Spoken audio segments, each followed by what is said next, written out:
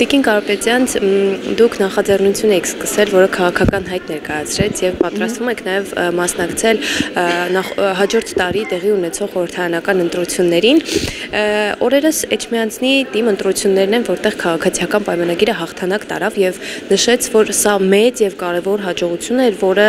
հնարավոր է կրկնվի նաեւ խորհրդարանական ընտրությունների ժամանակ։ Ուզում եմ նախ գնահատեք Էջմիածնում տեղի ունեցած ընտրությունները ԿՊ-ի խախտումների հետ միասին, հետո դրա անդրադարձը իսկապես դա կկրկնվի օրինակ խորհրդարանական ընտրությունների ժամանակ։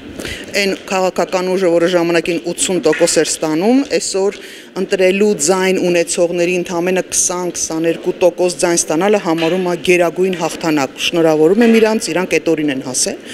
Պետք է շատ հստակ պատկերացնել, որ մոտավորապես 70,000 ձայնի իրավունք ունեցող մարդկանցից ընդամենը 35-37 հազար մարդ էր մասնակցել, վերջնական թիվը չեմ հասցրել նայել, բայց մոտավորապես այդքանը, ասել է թե կեսը ուղղակի չի մասնակցել։ Եվ այդ կեսը հենց այն մարդիկ էին, ովքեր այլ հարցումներով անհամաձայն մարդիկ են, ովքեր որ մերժում են հավասարապես եւ ներկաներին եւ նախկիներին։ Հետեւաբար այդ մարդիկ ուղղակի չտեսան իրանց տեխնացուներին։ Ինչու օրինակ այլ ուժեր չմասնակցեցին, նոր ուժեր չմասնակցեցին, շատ པարզ տրամաբանություն կա, որովհետեւ ցանկացած ընտրություններին մասնակցելը դա ֆինանսական ռեսուրս է, դա ժամային ռեսուրս է, դա մարդկային ռեսուրս, այսինքն դու շատ ժամանակ պիտի օգտագործես այդ process-ին մասնակցելու համար։ Նոր ուժերից եւ որևէ մեկը չունի ոչ այդքան գումարներ, ոչ այդքան ժամանակ, ոչ այդքան մարդկային ռեսուրս։ Մենք դրել ենք խնդիր մասնակցել համապետական ընտրություններին եւ ես վստահ եմ, որ այլ պատկեր կարող ենք ստանալ եւ ունենալու ենք այլ պատկեր, եթե կարողանանք առողջ ու ողջամիտ առաջարկ ներկայացնել հասարակությանը եւ վերջապես վաստակել վստահությունը, այն ինչ որ կորսված է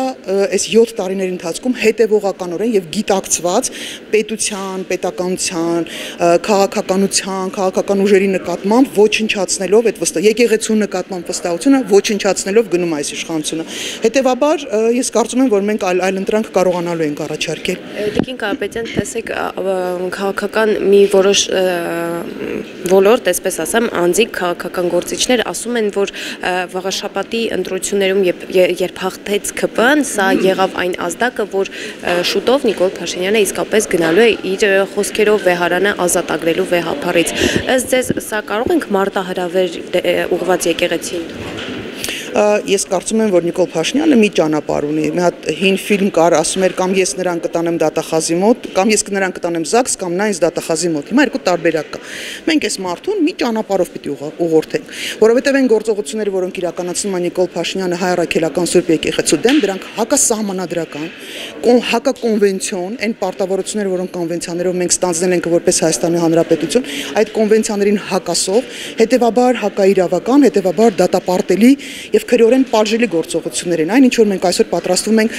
շատ իմիջիալոց հետաքրքիր թիմա հավաքվել այստեղ, մարդիկ են, ովքեր այլ պարագայում իրար գուցե բարև չտային։ Գուցե մեղմ ասած իրար կքննադատեին ու անհամաձայն կլինեն իրար հետ, բայց կան հարցեր, որոնք